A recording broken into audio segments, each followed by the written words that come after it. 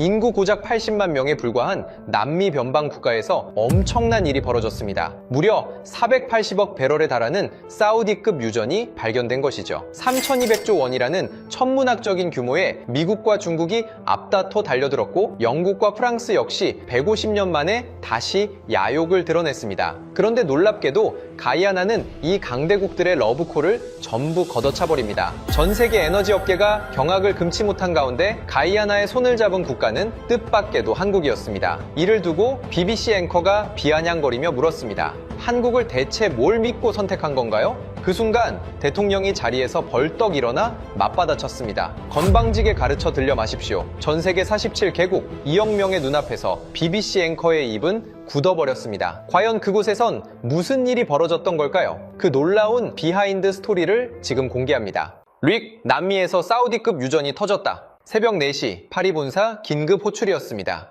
수화기 너머로 본부장의 목소리가 떨리고 있었습니다. 사우디급이라고요? 제 잠이 확 달아났습니다. 저는 릭드 몽포르입니다.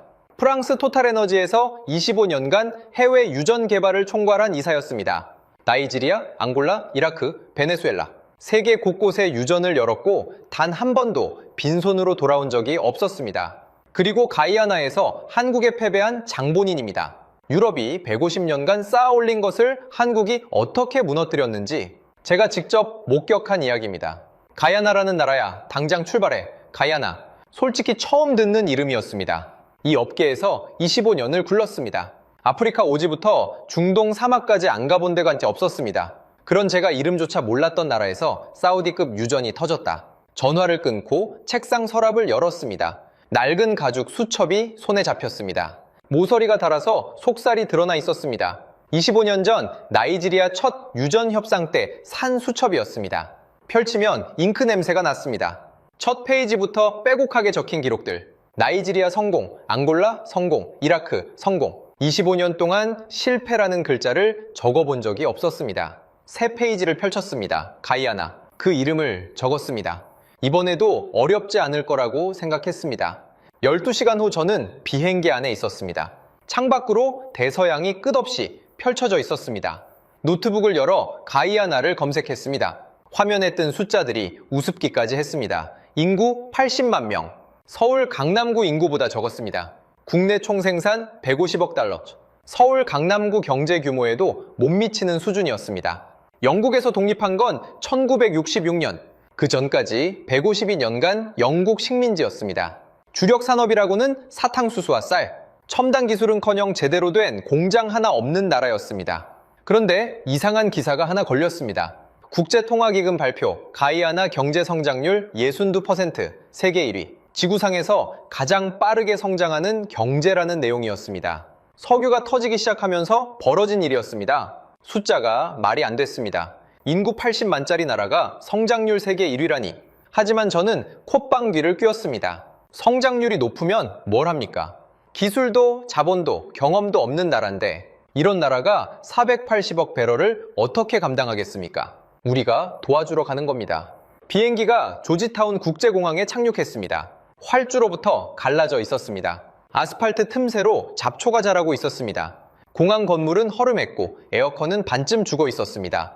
비행기 문이 열리는 순간 열대의 습기가 확 밀려들었습니다. 셔츠가 등에 달라붙었습니다. 이게 3,200조 원짜리 나라의 관문이라고. 저는 속으로 비웃었습니다. 호텔로 이동하는 택시 안에서 창밖을 바라봤습니다. 조지타운 시내가 눈에 들어왔습니다. 페인트가 벗겨진 건물들, 움푹 패인 도로, 거리에서 과일을 파는 상인들, 맨발로 뛰어다니는 아이들, 150이 년간 식민 지배를 당한 흔적이 거리 곳곳에 고스란히 남아 있었습니다. 그런데 이상한 게 눈에 밟혔습니다. 거리 곳곳에 검은 양복을 입은 사람들이 보였습니다. 더운 나라에서 검은 양복이라. 미국인들이었습니다. 호텔 로비에 들어서니 중국어가 들렸습니다. 중국인 사업가들이 때로 몰려와 있었습니다. 엘리베이터 앞에서 낯익은 얼굴과 마주쳤습니다.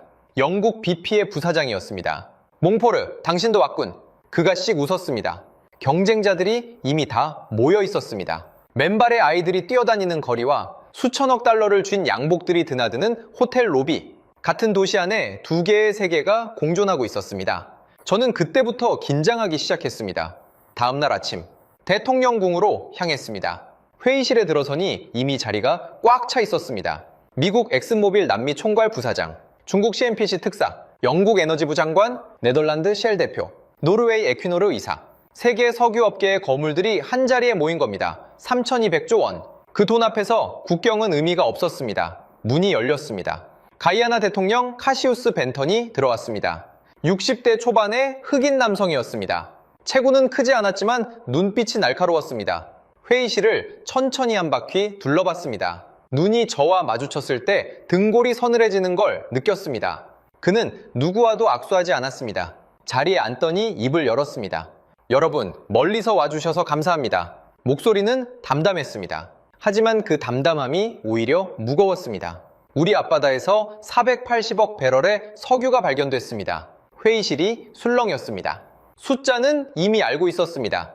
하지만 이 자리에서 이 나라의 대통령 입에서 직접 들으니 다시 한번 충격이었습니다. 480억 배럴, 사우디아라비아 가와르 유전에 맞먹는 규모, 현재 유가로 3,200조 원, 가이아나 국민 80만 명이 1인당 40억 원씩 나눠 가질 수 있는 금액이었습니다.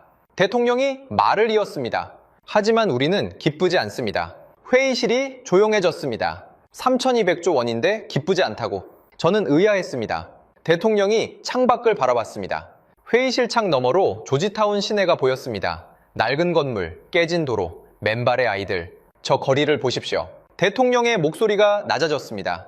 우리는 152년간 영국의 식민지였습니다. 그들은 우리 땅에서 금을 캤습니다. 사탕수수를 가져갔습니다. 서아프리카에서 끌려온 우리 조상들은 농장에서 죽어갔습니다. 인도에서 건너온 계약 노동자들은 임금도 받지 못한 채 쓰러졌습니다. 회의실의 공기가 무거워졌습니다. 이 1966년에 독립했을 때 남은 게 뭐였을까요? 대통령이 회의실을 둘러봤습니다. 구멍 뚫린 산과 오염된 강뿐이었습니다. 저는 불편해졌습니다. 150년 전 이야기를 이 자리에서 꺼낼 줄은 몰랐습니다. 대통령이 다시 입을 열었습니다. 이제 석유가 발견됐습니다. 세계가 또다시 우리에게 손을 뻗고 있습니다. 그의 눈빛이 차가워졌습니다. 여러분은 우리를 도우러 온 겁니까? 아니면 또다시 가져가러 온 겁니까? 회의실이 얼어붙었습니다. 아무도 대답하지 못했습니다. 저도 입을 열 수 없었습니다. 25년간 수많은 협상을 해왔지만 이런 질문을 받은 건 처음이었습니다. 도우러 온 겁니까? 가져가러 온 겁니까? 그 질문이 가슴에 모처럼 박혔습니다. 대통령이 자리에서 일어났습니다. 각자 지인서를 준비해 오셨겠죠? 내일부터 개별 미팅을 시작하겠습니다. 회의실을 나서는 대통령의 뒷모습을 바라봤습니다. 체구는 작았지만 그림자는 컸습니다. 저는 그때 처음으로 묘한 불안감을 느꼈습니다. 이번 협상은 뭔가 다르겠구나. 하지만 그게 어떤 의미인지는 아직 몰랐습니다. 호텔로 돌아와 수첩을 펼쳤습니다. 가이아나. 그 이름 옆에 물음표를 하나 적었습니다. 25년 만에 처음 적는 물음표였습니다. 다음 날 아침이 밝았습니다. 첫 번째 미팅은 미국이었습니다. 엑슨모빌 남미 총괄 부사장 브랜든 하퍼. 저는 복도에서 그와 마주쳤습니다. 멍포르, 오랜만이군. 하퍼가 손을 내밀었습니다. 텍사스 출신 특유의 느긋한 악수였습니다. 나이지리아 이후로 처음이지? 그때 우리가 이겼죠. 그가 씩 웃었습니다. 이번에도 우리가 먼저 들어간다네. 자네들은 그 다음이야. 저는 속으로 코웃음 쳤습니다. 두고 보자. 하퍼가 회의실로 들어갔습니다. 저는 복도 의자에 앉아 기다렸습니다. 복도 타일의 문의를 외울 정도로 오래 기다렸습니다. 1시간, 2시간, 3시간이 지났습니다. 회의실 문이 열렸습니다. 하퍼의 표정이 굳어 있었습니다. 아침에 보여줬던 느긋함이 완전히 사라져 있었습니다. 뭔가 잘 안 됐구나 직감했습니다. 하퍼가 저를 스쳐 지나가며 중얼거렸습니다. 건방진 것들. 저는 회의실 안을 슬쩍 들여다봤습니다. 벤턴 대통령이 창밖을 바라보고 있었습니다. 그의 얼굴에는 아무런 표정이 없었습니다. 마치 방금 3시간짜리 협상이 아니라 잠깐 차 한 잔 마시고 온 사람 같았습니다. 오후가 됐습니다. 제 차례가 왔습니다. 저는 자신 있었습니다. 프랑스 토탈에너지. 150년 역사의 유럽 최대 에너지 기업. 아프리카와 남미에서 쌓은 경험. 미국이 실패했다면 오히려 기회였습니다. 우리를 거절할 이유가 없었습니다. 회의실에 들어섰습니다. 벤턴 대통령이 자리에 앉아 있었습니다. 옆에는 젊은 흑인 남성이 한 명 더 있었습니다. 나중에 안 사실이지만 그의 이름은 네이선 포브스. 영국 런던 대학교에서 석유공학 박사 학위를 받은 기술이사였습니다. 앉으시죠, 몽포르 이사님. 대통령이 손짓했습니다. 저는 준비해온 프레젠테이션을 펼쳤습니다. 화려한 3D 그래픽, 심해, 유전 개발 계획, 최첨단 시추선 이미지, 정제시설 조감도. 토탈에너지는 150년 역사를 가진 기업입니다. 자신감 있게 말했습니다. 아프리카 17개국, 남미 8개국에서 유전을 개발했습니다. 가이안에도 최고의 기술을 제공하겠습니다. 대통령이 고개를 끄덕였습니다. 조건은요? 로열티 18%를 드리겠습니다. 미국보다 6% 높은 조건이었습니다. 하퍼가 12%를 제시했다는 정보를 이미 입수한 터였습니다. 네, 그리고 정제시설을 건설해 드리겠습니다. 대통령의 눈썹이 올라갔습니다. 어디에요? 프랑스 마르세유입니다. 잠시 침묵이 흘렀습니다. 옆에 앉아있던 네이선이 입을 열었습니다. 가야나가 아니라 프랑스예요? 저는 고개를 끄덕였습니다. 정제시설은 수백억 달러가 듭니다. 가이아나 경제 규모로는 감당이 어려우시죠? 프랑스에서 정제해서 제품을 납품해 드리는 게 훨씬 효율적입니다. 네이선이 서류를 넘기며 다시 물었습니다. 그럼 가이아나 국민 고용은요? 현장 노동자로 1200명 정도 채용 가능합니다. 1200명이요? 네이선의 목소리는 차분했습니다. 하지만 그 차분함 속에 칼날이 있었습니다. 80만 국민 중 1200명, 그것도 단순 노동자로.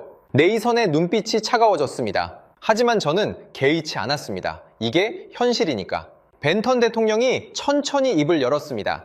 몽포르 의사님, 내가가 150년 전에도 프랑스 기업이 이 땅에 왔습니다. 저는 움찔했습니다. 그때도 비슷한 말을 했죠. 우리가 도와주겠다. 기술을 제공하겠다. 고용을 창출하겠다. 대통령의 목소리가 낮아졌습니다. 낮아질수록 무거워졌습니다. 결과가 어땠는지 아십니까? 저는 대답하지 못했습니다. 우리 조상들은 금광에서 죽어갔습니다. 사탕수수 밭에서 등이 휘어졌습니다. 프랑스 기업들은 배를 채우고 떠났습니다. 남은 건 빈 땅뿐이었습니다. 대통령이 저를 똑바로 쳐다봤습니다. 이번에는 다르다고 말씀하실 건가요? 저는 입술을 깨물었습니다. 카카, 그건 과거입니다. 지금은 다릅니다. 뭐가 다르죠? 네이선이 끼어들었습니다. 그의 목소리는 여전히 차분했습니다. 하지만 질문은 메스 같았습니다. 정제시설을 프랑스에 짓겠다는 거, 고용은 1200명뿐이라는 거, 이익의 82%를 가져가겠다는 거. 네이선이 저를 똑바로 쳐다봤습니다. 150년 전과 뭐가 다릅니까? 저는 할 말을 잃었습니다. 머릿속이 하얘졌습니다. 25년간 수십 개국에서 협상을 해왔습니다. 궁지에 몰린 적은 있었지만 할 말 자체가 사라진 적은 없었습니다. 처음이었습니다. 대통령이 자리에서 일어났습니다. 검토해 보겠습니다. 그 한마디가 전부였습니다. 회의실을 나오는데 다리가 후들거렸습니다. 복도벽에 등을 기대야 했습니다. 25년간 이런 협상은 처음이었습니다. 화려한 3D 그래픽도 150년 역사도 17개국 실적도 아무런 소용이 없었습니다. 숫자가 아니라 역사가 벽이었습니다. 복도에서 중국 CNPC 특사 리정워를 마주쳤습니다. 몽포르 이사, 얼굴이 안 좋아 보이는군요. 리정워가 비죽 웃었습니다. 저는 대답하지 않고 지나쳤습니다. 하지만 속으로는 생각했습니다. 내일 내 차례가 오면 그 웃음이 사라질 거다. 저녁이 됐습니다. 호텔바에서 하퍼를 만났습니다. 그의 얼굴도 어두웠습니다. 바 카운터에 둘만 남아 있었습니다. 위스키 잔에 얼음이 녹는 소리가 또렷하게 들렸습니다. 창밖으로 조지타운의 밤거리가 보였습니다. 가로등 불빛이 듬성듬성 켜져 있었습니다. 어땠어? 하퍼가 위스키를 홀짝였습니다. 12% 제시했더니 노르웨이 얘기를 꺼내더군. 노르웨이? 70년대에 북해 유전 발견했을 때 미국 기업들이 똑같은 제안을 했대. 노르웨이가 뭐라고 했는지 아냐고 물어보더라고. 저는 고개를 끄덕였습니다. 업계 사람이라면 다 아는 이야기였습니다. 자, 노르웨이는 거절했지. 직접 국영기업을 만들어서 개발했어. 지금 노르웨이 국부펀드가 1조 7천억 달러야. 국민 1인당 30만 달러씩 돌아가는 돈이지. 하퍼가 한숨을 쉬었습니다. 그 대통령이 정확히 그 카드를 꺼냈어. 너희가 12% 가져가면 나머지 88%는 어디로 가느냐고. 그래서 뭐라고 했어? 노르웨이와 가이아나는 다르다고 했지. 기술도 없고 자본도 없고 경험도 없잖아. 하퍼의 표정이 굳어졌습니다. 그랬더니 옆에 있던 기술이사라는 놈이 끼어들더라고. 그럼 기술을 이전해주면 되지 않느냐고. 자본을 빌려주면 되지 않느냐고. 경험을 가르쳐주면 되지 않느냐고. 저는 고개를 저었습니다. 그건 우리한테 손해잖아. 그러니까 하퍼가 위스키를 원샷했습니다. 그래서 마지막에 안보 카드를 꺼냈어. 이 지역이 불안정하다고. 베네수엘라 옆이지 않느냐고. 우리랑 협력하면 미국 정부가 안전을 보장해 줄 거라고. 협박한 거네. 협상 기술이지. 하퍼가 어깨를 으쓱했습니다. 근데 안 통하더라. 그 대통령이라는 사람 보통 내기가 아니야. 저는 위스키 잔을 내려놓고 창밖을 바라봤습니다. 조지타운의 밤이 어둠에 잠겨 있었습니다. 이번 협상은 정말 뭔가 달랐습니다. 다음날 중국 차례였습니다. 리정워가 회의실에 들어갔습니다. 저는 또다시 복도에서 기다렸습니다. 4시간이 지났습니다. 문이 열렸습니다. 리정워의 얼굴이 창백했습니다. 어제 저를 보고 비죽었던 그 여유가 흔적도 없이 사라져 있었습니다. 그의 손이 떨리고 있었습니다. 어떻게 됐어? 제가 물었습니다. 리정워가 저를 쳐다봤습니다. 눈에 당혹감이 가득했습니다. 스리랑카 얘기를 꺼내더군. 한반도다 한국? 그래, 99년 임대한 거. 그게 뭐가 문제냐고 했더니 리정워가 이를 갈았습니다. 그 기술이사라는 놈이 끼어들더라고. 만약 가이아나가 빚을 못 갚으면 항구만 가져가는 게 아니라 유전까지 가져가겠냐고 물어보더라. 저는 피식 웃었습니다. 중국의 빚의 덫. 온 세계가 다 아는 비밀이었습니다. 리정워가 중얼거렸습니다. 25% 제시했는데 항구, 철도, 고속도로까지 지어주겠다고 했는데 200억 달러 대출해 주겠다고 했는데 그래서 리정워가 한숨을 내쉬었습니다. 자, 총 상환액이 얼마냐고 물어보더라. 320억 달러라고 했더니 매년 13억 달러씩 25년이라고 했더니 리정워의 목소리가 떨렸습니다. 그 대통령이 종이도 안 보고 계산을 하더라고. 가이아나 국가 예산이 28억 달러인데 절반을 빚 갚는 데 쓰라는 거냐고. 저는 속으로 감탄했습니다. 이 나라 사람들 숫자를 정확히 알고 있었습니다. 겉으로 보기에는 공항 활주로도 갈라진 나라였습니다. 하지만 저 대통령과 기술이사는 세계자원 외교의 모든 사례를 꿰뚫고 있었습니다. 노르웨이 국부펀드부터 스리랑카 한반토타까지 우리가 과소평가한 겁니다. 리정워가 저를 쳐다봤습니다. 몽포르, 솔직히 말해 너도 털렸지? 저는 대답하지 않았습니다. 하지만 그게 대답이었습니다. 그날 밤 호텔방에서 수첩을 펼쳤습니다. 가이아나. 그 이름 옆에 적힌 물음표를 바라봤습니다. 옆에 두 번째 물음표를 추가했습니다. 25년 만에 처음 느끼는 감정이었습니다. 불안함. 그리고 뭔가 놓치고 있다는 느낌. 이 나라는 뭔가 다릅니다. 하지만 그게 뭔지는 아직 알 수 없었습니다. 밤새 뒤척였습니다. 며칠이 지났습니다. 협상은 교착 상태에 빠졌습니다.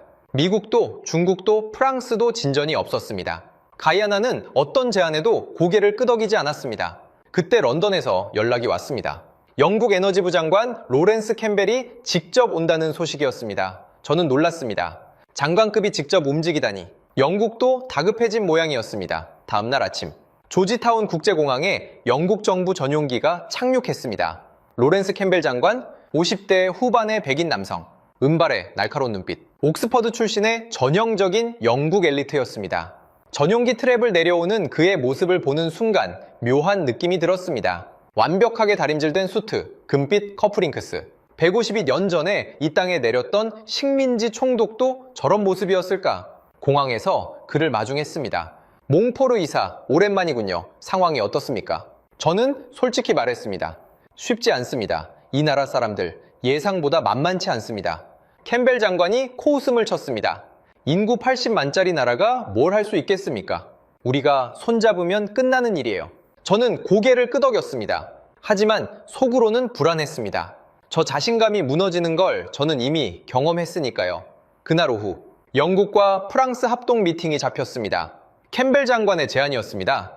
따로 경쟁하지 말고 유럽이 힘을 합치자, 미국과 중국을 제치고 유럽이 가져가자.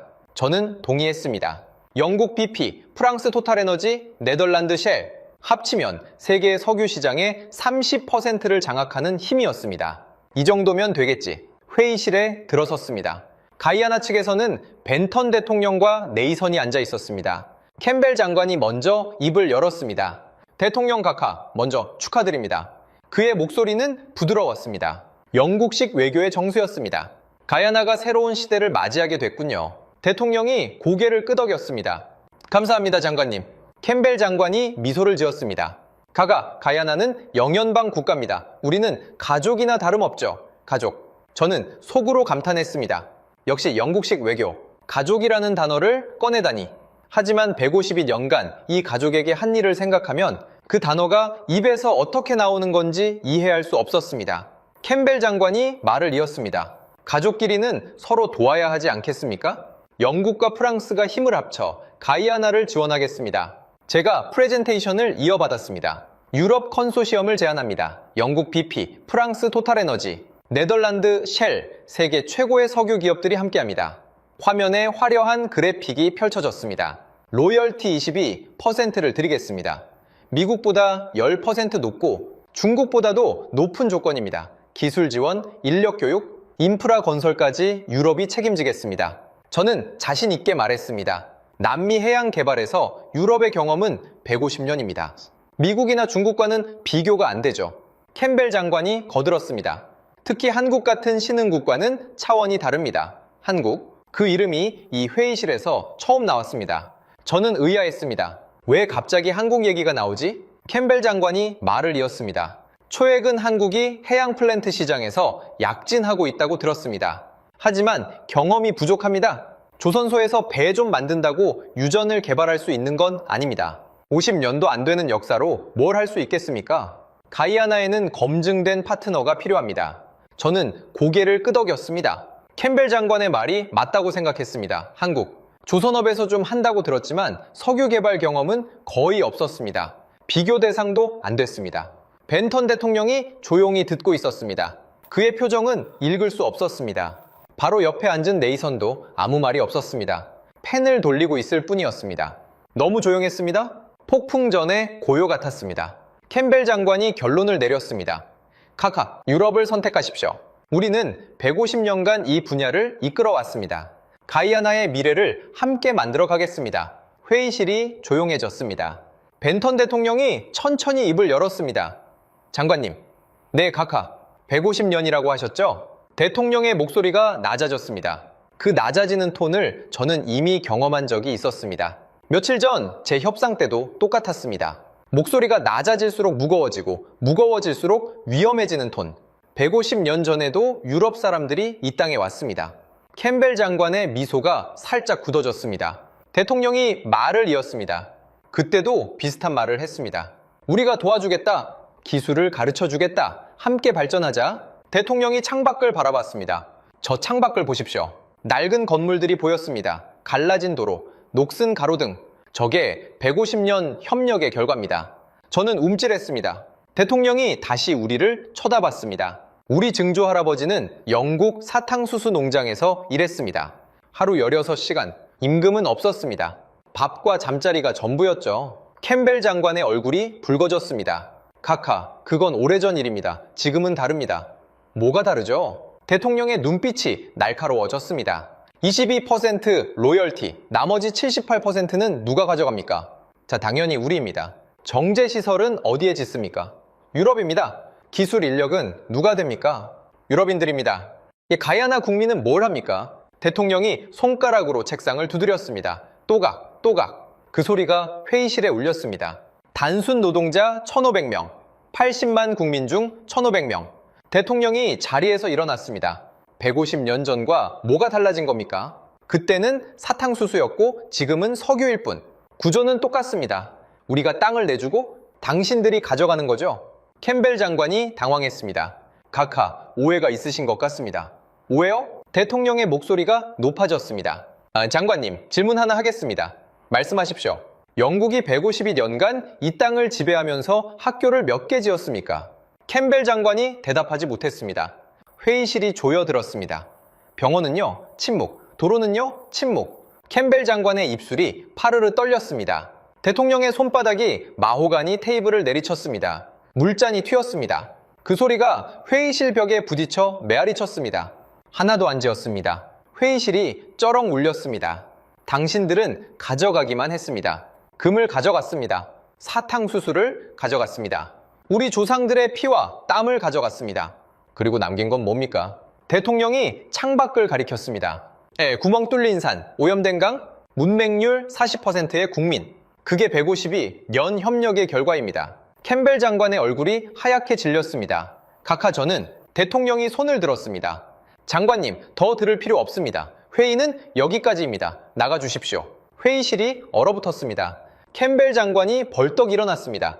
그의 얼굴은 분노로 붉어져 있었습니다. 가가, 이건 외교적 결례입니다. 대통령이 차갑게 대답했습니다. 150이 년간의 착취가 결례가 아니고 이게 결례입니까? 캠벨 장관이 입을 벌렸다 닫았습니다. 할 말을 찾지 못하는 것 같았습니다. 좋습니다. 캠벨 장관이 서류를 쓸어 담았습니다. 후회하실 겁니다, 가가. 그는 문을 박차고 나갔습니다. 문이 경첩에서 비명을 질렀습니다. 복도에 메아리가 퍼졌습니다. 회의실에 남은 사람들은 누구도 숨을 쉬지 않았습니다. 저는 그 자리에 얼어붙어 있었습니다. 25년간 수많은 협상을 해왔습니다. 하지만 장관급 인사가 회의장에서 쫓겨나는 건 처음 봤습니다. 대통령이 저를 쳐다봤습니다.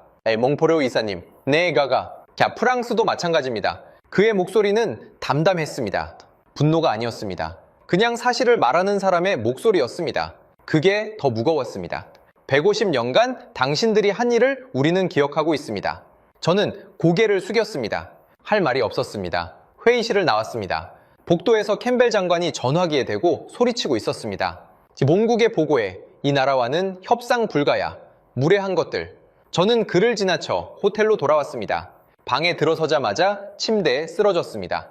천장을 바라봤습니다. 152년, 그 세월이 이렇게 돌아올 줄은 몰랐습니다. 영국 장관이 쫓겨난 다음 날, 분위기가 완전히 바뀌었습니다. 미국 하퍼가 짐을 쌌습니다. 워싱턴에서 호출이 왔다며 떠났습니다. 중국 리정어도 베이징으로 돌아갔습니다. 본국과 전략을 재검토하겠다는 핑계였습니다. 영국 캠벨 장관은 이미 전날 밤 비행기를 탔습니다. 며칠 전만 해도 이 로비에서 4개 국어가 동시에 들렸습니다. 검은 양복들이 바글거렸습니다. 지금은 천장 선풍기 소리뿐이었습니다. 프론트 직원이 심심한 듯 키보드를 두드리고 있었습니다. 저만 남았습니다. 파리 본사에서 연락이 왔습니다. 루익, 상황이 어떻게 된 거야? 본부장의 목소리가 날카로웠습니다. 영국 장관이 쫓겨났다면서? 사실입니다. 미국이랑 중국도 철수했다며. 일단 본국으로 돌아갔습니다. 그럼 지금 현장에 남은 건 너뿐이야. 네. 본부장이 한숨을 쉬었습니다. 좋아, 기회야. 다들 빠졌으니까 네가 다시 들어가. 조건을 더 올려. 25%까지 가도 돼. 어떻게든 계약을 따내. 알겠습니다. 전화를 끊고 창밖을 바라봤습니다. 25%. 미국보다 2배 이상. 중국과 같은 조건. 이 정도면 되겠지. 하지만 마음 한구석이 불안했습니다. 저 사람들이 원하는 건 퍼센트가 아닌 것 같았습니다. 다음 날 아침 회의실에 들어섰습니다. 이번에는 대통령과 네이선 외에 낯선 사람이 한 명 더 있었습니다. 40대 초반의 흑인 여성. 단정한 정장 차림에 날카로운 눈빛. 서류를 넘기는 손이 정확했습니다. 군더더기가 없는 사람이라는 게 한눈에 보였습니다. 소개하겠습니다. 재무장관 올리비아 매닝입니다. 반갑습니다. 매닝 장관이 고개를 끄덕였습니다. 미소는 없었습니다. 회의 내내 한 번도 미소 짓지 않았습니다. 몽포르 이사님, 새로운 제안을 가져오셨다고 들었습니다. 저는 서류를 펼쳤습니다. 모든 카드를 꺼냈습니다. 25% 로열티를 제안합니다. 미국의 2배입니다. 그리고 정제시설을 가이안에 건설하겠습니다. 프랑스가 아니라 가이아나 국내에 짓겠습니다. 비용은 전액 토탈에너지가 부담합니다. 기술 인력 교육도 제공하겠습니다. 가이아나 청년 1000명을 프랑스에서 훈련시키겠습니다. 회의실이 조용해졌습니다. 매닝 장관이 입을 열었습니다. 인상적인 제안이네요. 그녀가 서류를 넘겼습니다. 하지만 몇 가지 질문이 있습니다. 정제시설 운영권은 누가 갖습니까? 저는 잠시 머뭇거렸습니다. 공동 운영입니다. 지분 구조는요? 또 토탈에너지 60%, 가이아나 정부 40%입니다. 매닝 장관이 고개를 끄덕였습니다. 그럼 의사결정권은 토탈에너지에 있겠군요. 저는 대답하지 못했습니다. 네이선이 끼어들었습니다. 이 청년 교육 프로그램 1000명을 프랑스에서 훈련시킨다고 하셨죠? 네. 훈련 후에 그들은 어디서 일하게 됩니까? 당연히 가이안에서. 네이선이 서류를 꺼냈습니다. 그 서류가 어디서 나왔는지 저는 알 수 없었습니다. 하지만 그 안의 숫자들은 정확했습니다. 소름이 돋을 정도로. 아프리카 사례를 보면 다릅니다. 나이지리아, 앙골라, 가봉. 토탈에너지가 교육시킨 현지 인력의 70%가 결국 유럽 본사에서 일하고 있습니다. 현지에 남는 건 30%뿐입니다. 식은땀이 났습니다. 그 자료를 어디서 구한 거지? 런던 대학교 석유공학 박사. 이 사람은 서방의 논리를 서방의 무기로 되갚고 있었습니다. 네이선이 저를 똑바로 쳐다봤습니다. 몽포르 이사님, 솔직히 말씀해 주십시오. 이번에도 똑같은 패턴 아닙니까? 저는 입을 열었다 닫았습니다. 반박할 수가 없었습니다. 그가 말한 게 사실이었으니까요. 벤턴 대통령이 천천히 입을 열었습니다.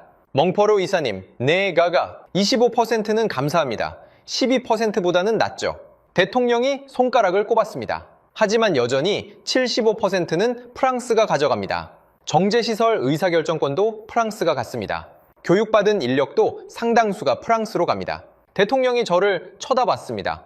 이게 진정한 파트너십입니까? 대통령은 제 대답을 기다리지 않았습니다. 이미 답을 알고 있었으니까요. 그는 자리에서 일어났습니다. 자, 검토해 보겠습니다. 미팅은 그렇게 끝났습니다. 계약은 성사되지 않았습니다. 호텔로 돌아오는 택시 안, 창밖으로 조지타운 거리가 보였습니다. 신호에 걸려 택시가 멈췄습니다. 카페 앞에 젊은이들이 모여 있었습니다. 스마트폰을 돌려보며 뭔가를 열심히 보고 있었습니다. 창문을 내렸습니다. 그들이 보고 있는 화면이 보였습니다. 거대한 배가 바다를 가르고 있었습니다. 화면 하단에 글자가 보였습니다. 한국 LNG선 세계 점유율 94% 한국. 저는 고개를 갸우뚱거렸습니다. 신호가 바뀌었고 택시가 출발했습니다. 하지만 그 숫자가 머릿속에서 떠나지 않았습니다. 94%. 호텔에 돌아와서 노트북을 열었습니다. 한국 조선업. 검색 결과가 쏟아졌습니다. 한국 LNG선 세계 점유율 94%. 눈을 의심했습니다. 94%면 거의 독점 아닌가? 더 찾아봤습니다. 삼성중공업, HD현대중공업, 하나오션, 세계 조선 시장의 절반을 한국이 장악하고 있었습니다. 해양 플랜트 시장 점유율 70%. FPSO 건조 실적 세계 1위. FPSO라는 건 바다 위에 떠서 원유를 뽑아내고 저장하는 초대형 구조물입니다. 길이 340m, 축구장 3개를 합친 크기. 이걸 만들 수 있는 곳이 전 세계의 한국 3곳과 싱가포르 1곳뿐이었습니다. 미국도 못 만든다고 영국도 프랑스도 파고들었습니다. 한국 GDP 세계 12위, 1조 7천억 달러. 영국, 프랑스와 비슷한 규모였습니다. 1인당 GDP 3만 5천 달러. 선진국 수준이었습니다. 그런데 이상한 게 있었습니다. 한국 석유 생산량 0, 천연가스 생산량 거의 0, 석유 한 방울 안 나는 나라였습니다. 자원이 없는 나라가 어떻게 세계 경제 12위가 된 거지? 더 검색했습니다. 한국전쟁이 끝났을 때 1인당 GDP가 67달러였습니다. 아프리카 최빈국보다 가난했습니다. 거기서 70년 만에 3만 5천 달러, 500배 성장, 자원 없이, 기술만으로. 저는 한참 동안 화면을 바라봤습니다. 이건 말이 안 됐습니다. 150년 역사의 프랑스 토탈에너지, 70년 역사의 한국 조선업. 그런데 해양 플랜트 분야에서는 한국이 앞서 있었습니다. HD현대중공업이 만든 FPSO는 32만 톤급 선체에 200만 배럴을 저장할 수 있었습니다. 하나오션의 최신 설계는 제로 플레어링 시스템에 디지털 트윈 기술까지 적용되어 있었습니다. 삼성 엔지니어링은 중동에서 수십억 달러짜리 프로젝트를 연달아 수주하고 있었습니다. 어떻게 가능한 거지? 그때 문득 깨달았습니다. 캠벨 장관이 회의에서 한국을 언급했던 이유. 조선소에서 배 좀 만든다고 유전을 개발할 수 있는 건 아니라며 깔아뭉갰던 그 발언. 그는 한국을 깎아내리려 했습니다. 하지만 가이아나 사람들은 이미 알고 있었던 겁니다. 한국이 뭘 할 수 있는지. 카페 앞에서 스마트폰으로 한국 선박 영상을 보고 있던 그 청년들처럼 다음날 아침 네이선에게서 연락이 왔습니다. 멍포레오 이사님, 네, 솔직히 말씀드리겠습니다. 그의 목소리가 담담했습니다. 유리는 한국과 접촉하고 있습니다. 저는 멈칫했습니다. 한국이요? 네네, 한국석유공사와 한국조선사들입니다. 얼마나 진행됐습니까? 네이선이 잠시 침묵했습니다. 예, 다음 주에 조사단이 옵니다. 전화를 끊었습니다. 한국, 석유 한 방울 안 나는 나라. 67달러에서 시작해서 70년 만에 세계 12위 경제대국이 된 나라. 그 나라가 가이안에 온다. 저는 처음으로 진짜 경쟁자를 만난 기분이었습니다. 미국도 아니고 중국도 아니고 영국도 아니고 한국. 수첩을 꺼냈습니다. 가이아나. 2개의 물음표 옆에 새로운 단어를 적었습니다. 한국. 그리고 그 옆에 별표를 하나 그렸습니다. 25년간 물음표는 수없이 적었습니다. 하지만 별표는 처음이었습니다. 일주일 후 한국 조사단이 도착했습니다. 저는 공항에 나가지 않았습니다. 하지만 호텔 로비에서 그들을 봤습니다. 15명. 예상보다 적은 숫자였습니다. 미국 엑슨모빌이 왔을 때는 30명이었습니다. 중국 CNPC는 40명이었습니다. 영국과 프랑스 합동팀은 25명이었습니다. 한국은 고작 15명. 그런데 더 이상한 건 그들의 차림이었습니다. 양복이 아니었습니다. 넥타이도 없었습니다. 작업복, 안전모, 노트북 가방, 측정 장비 케이스. 마치 지금 당장 바다에 뛰어들 것 같은 차림이었습니다. 저는 속으로 비웃었습니다. 저게 뭐야? 협상하러 온 거야? 일하러 온 거야? 그들 중 한 명이 눈에 들어왔습니다. 60대 초반으로 보이는 남성. 흰머리가 섞인 단정한 머리카락, 온화한 눈빛, 그리고 두꺼운 손. 현장에서 잔뼈가 굵은 사람의 손이었습니다. 그가 단장인 것 같았습니다. 네이선이 그를 마중했습니다. 두 사람이 악수를 나눴습니다. 멀리서 봤지만 분위기가 달랐습니다. 하퍼가 왔을 때 네이선은 경계하는 눈빛이었습니다. 리정허가 왔을 때는 차가운 눈빛이었습니다. 캠벨 장관이 왔을 때는 적대적인 눈빛이었습니다. 그런데 지금은 웃고 있었습니다. 네이선이 웃고 있었습니다. 저는 불안해졌습니다. 저 한국인들 뭔가 다르다. 다음날 합동기술 브리핑이 잡혔습니다. 가이아나 정부가 주최하는 자리였습니다. 저도 초대를 받았습니다. 아직 공식적으로 철수한 건 아니었으니까요. 참관인 자격이었습니다. 조지타운 컨벤션 센터. 오래된 건물이었지만 회의실은 깔끔하게 정돈되어 있었습니다. 저는 맨 뒷줄에 앉았습니다. 앞줄에는 벤턴 대통령, 매닝 장관, 네이선, 그리고 한국 조사단 15명. 그런데 놀라운 게 있었습니다. 미국 엑슨모빌에서 사람이 와 있었습니다. 하퍼는 아니었지만 기술팀 소속으로 보이는 엔지니어 3명, 중국 CNPC에서도 2명, 영국 BP에서도 1명, 다들 같은 생각이었던 겁니다. 한국이 뭘 들고 왔는지 보자. 브리핑이 시작됐습니다. 한국 단장이 앞으로 나왔습니다. 안녕하십니까? 그의 영어는 약간 억양이 있었지만 또렷했습니다. 자, 저는 서일현입니다. 한국해양플랜트 기술단 단장입니다. 그가 고개를 숙여 인사했습니다. 이런 기회를 주셔서 감사합니다. 저는 눈을 가늘게 떴습니다. 기회를 주셔서 감사합니다. 하퍼는 도와주러 왔다고 했습니다. 리정허는 좋은 조건을 가져왔다고 했습니다. 캠벨 장관은 가족이니까 협력하자고 했습니다. 이 사람은 기회를 주셔서 감사하다고 했습니다. 처음 듣는 말이었습니다. 서 단장이 노트북을 연결했습니다.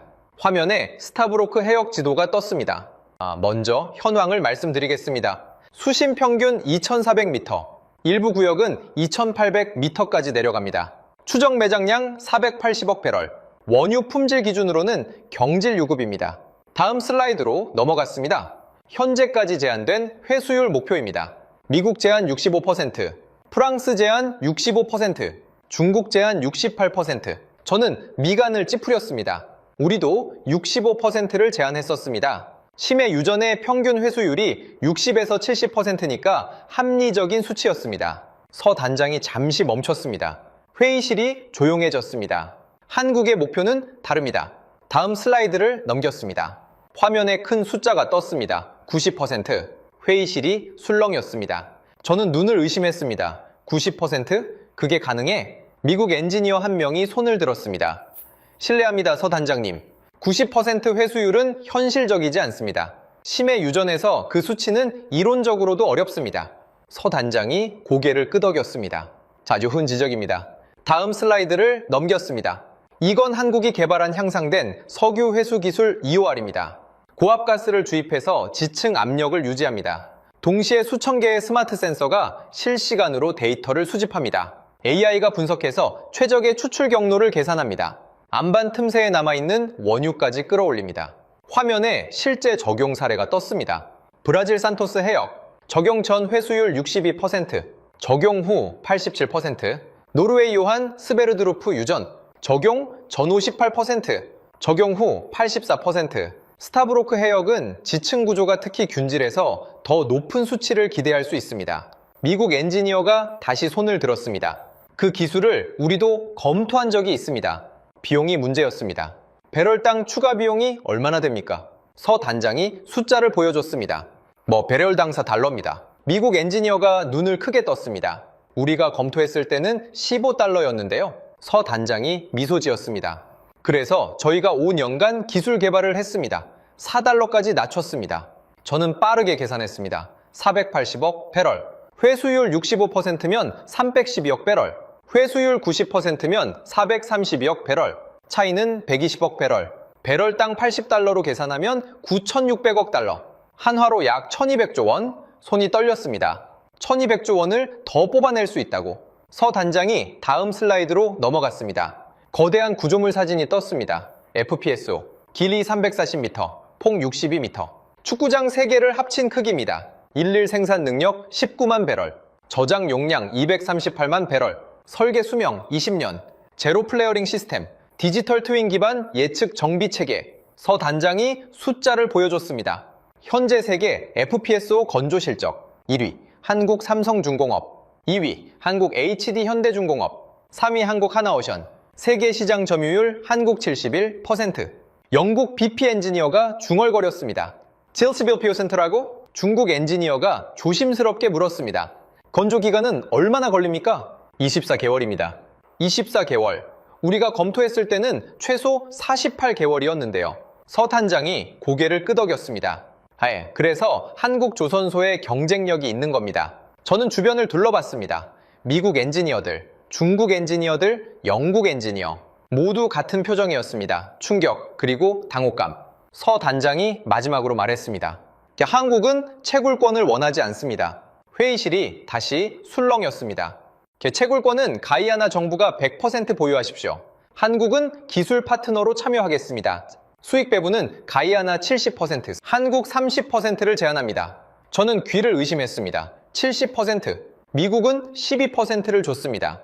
중국은 25%, 프랑스는 25%, 한국은 70%를 주겠다고? 네이선이 질문했습니다. 왜 그렇게 좋은 조건을 주십니까? 서 단장이 대답했습니다. 가야나의 자원이니까요. 우리는 기술과 자본을 제공하는 대가로 30%를 가져가는 겁니다. 당연한 거 아닙니까? 회의실이 조용해졌습니다. 미국 엔지니어가 펜을 떨어뜨렸습니다. 아무도 죽지 않았습니다. 저는 자리에서 일어났습니다. 더 이상 앉아 있을 수 없었습니다. 복도로 나왔습니다. 뒤에서 영국 BP 엔지니어가 따라 나왔습니다. 그의 얼굴도 창백했습니다. 몽포르 이사님, 그가 저를 쳐다봤습니다. 이건 우리가 30년을 연구해도 못 따라잡을 기술입니다. 150년. 150년간 우리가 쌓아온 것, 70년 만에 저들이 넘어섰습니다. 기술로, 조건으로, 그리고 태도로. 한국 조사단이 돌아간 뒤 수주간의 협상 끝에 가이아나 정부는 공식 발표를 했습니다. 스타브로크 해역 개발 파트너로 대한민국을 선택한다. 전 세계가 발칵 뒤집혔습니다. CNN 속보, BBC 특보, 워싱턴 포스트, 파이낸셜 타임스. 모든 언론이 같은 질문을 던졌습니다. 경험 없는 한국이 480억 배럴을 감당할 수 있을까? 저는 파리로 돌아가지 않았습니다. 지켜보고 싶었습니다. 발표 2주 후 BBC에서 가이아나 대통령을 인터뷰하겠다고 했습니다. 하드톡. BBC의 대표적인 시사 인터뷰 프로그램. 날카로운 질문으로 유명한 프로그램이었습니다.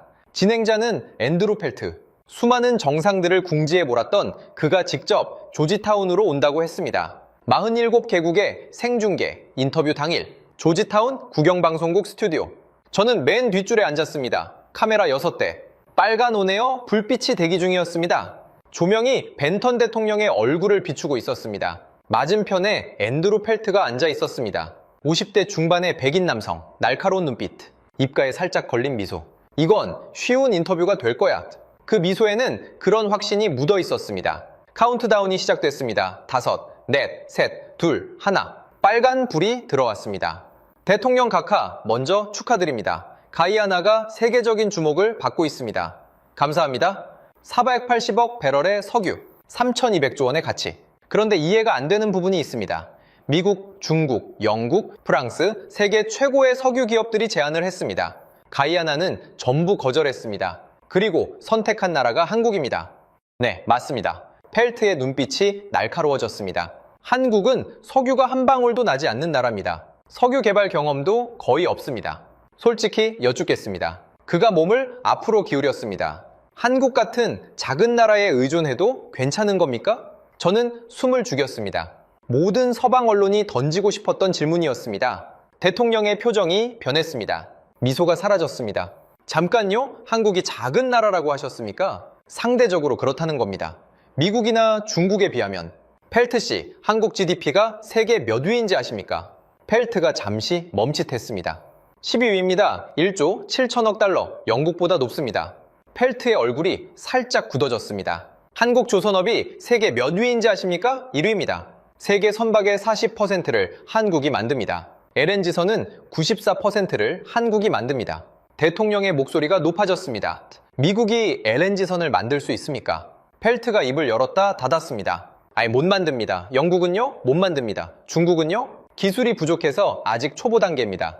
대통령이 펠트를 똑바로 쳐다봤습니다. 세계에서 LNG선을 제대로 만들 수 있는 나라는 한국뿐입니다. 그런데 한국이 작은 나라라고요? 펠트의 얼굴이 붉어졌습니다. 그리고 한 가지 더. 영국이 가이아나를 지배한 기간이 얼마인지 아십니까? 152년입니다. 152년 동안 영국은 이 땅에서 금을 캤습니다. 사탕수수를 가져갔습니다. 우리 조상들을 농장에서 죽게 했습니다.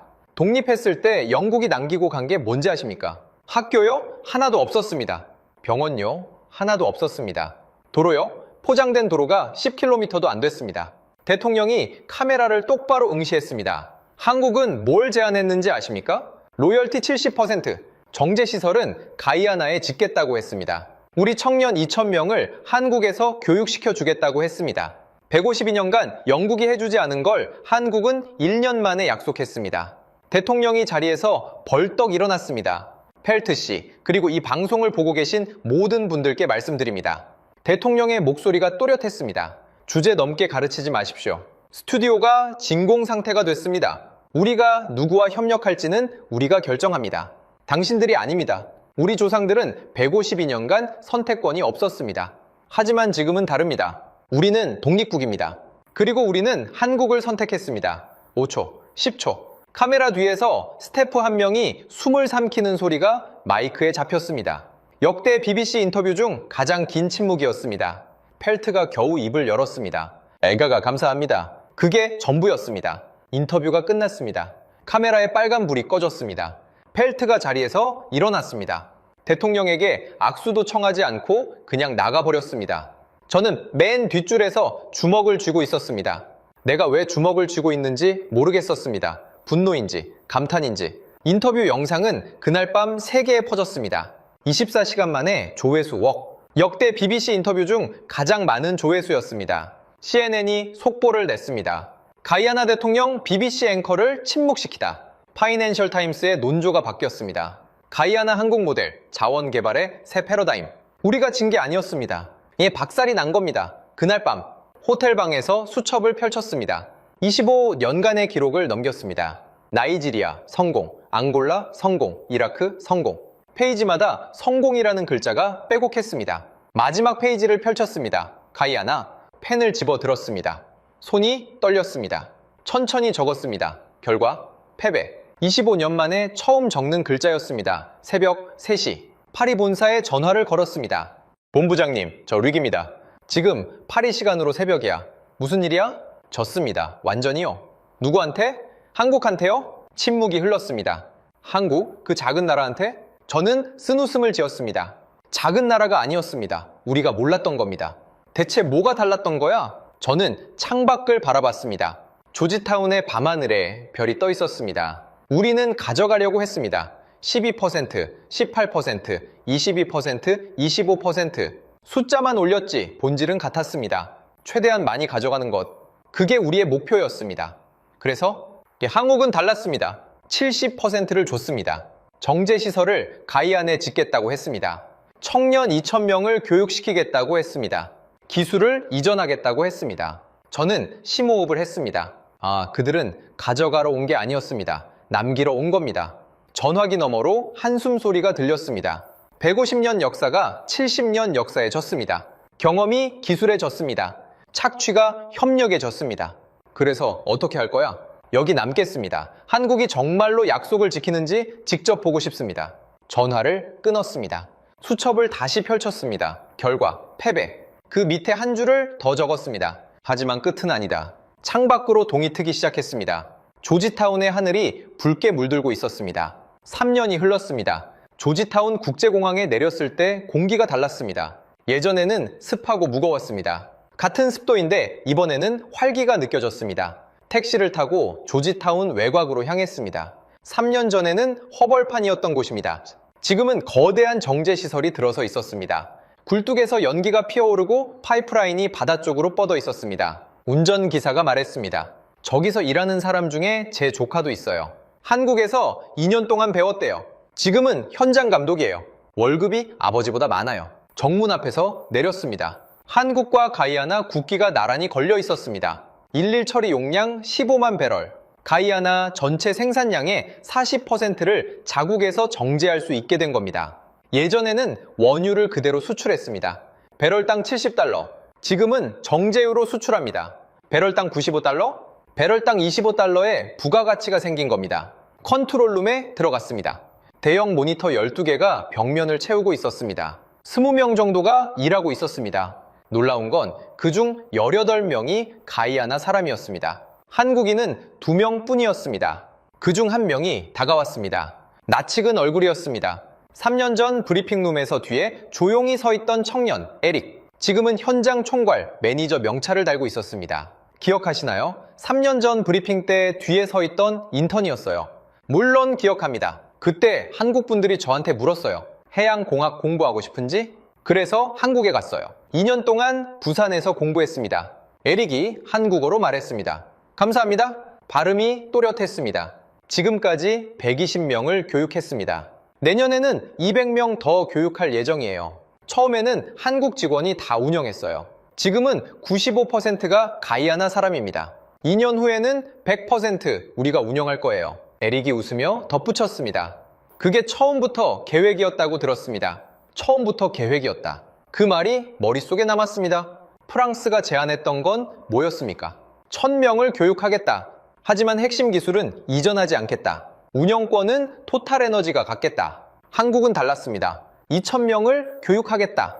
5년 안에 기술을 완전히 이전하겠다. 운영권은 가이아나가 가져가라. 우리는 파트너로 남겠다. 교육센터 게시판에 사진이 붙어 있었습니다.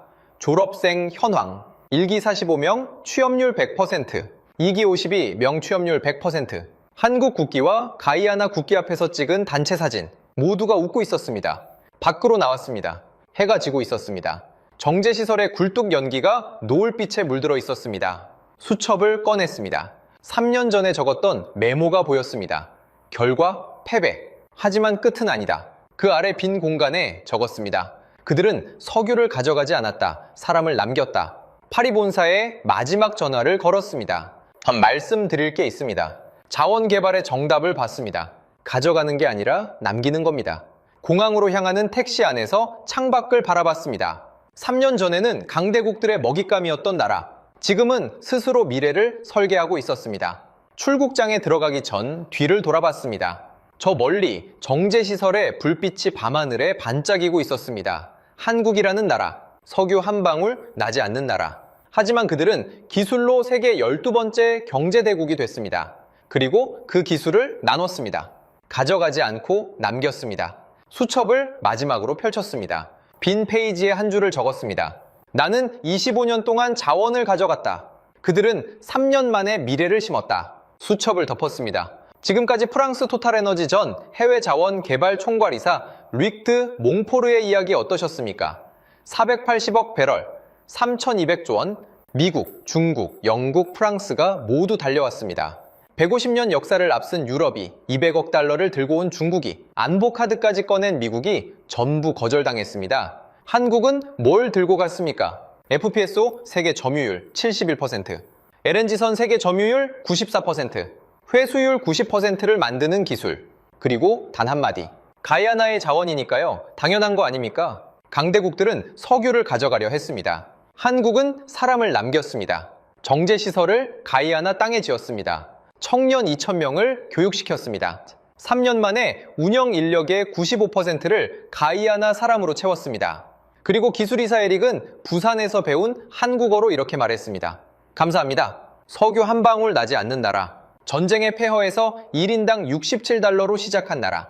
그 나라가 70년 만에 기술로 세계를 바꾸고 있습니다. 가져가지 않고 남기는 방식으로 25년간 한 번도 진 적 없던 프랑스 에너지 업계의 베테랑이 수첩에 이렇게 적었습니다.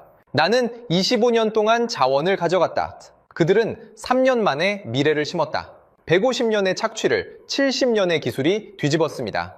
그 나라의 이름은 대한민국입니다. 이 이야기가 자랑스러우셨다면, 가슴이 뜨거워지셨다면 댓글창에 대한민국 4글자만 남겨주십시오. 그리고 이 이야기를 주변에 널리 공유해주세요. 석유 한 방울 없이 기술로 세계를 바꾸는 나라가 있다는 걸 더 많은 분들이 알아주셨으면 합니다. 구독과 좋아요도 부탁드립니다. 감사합니다.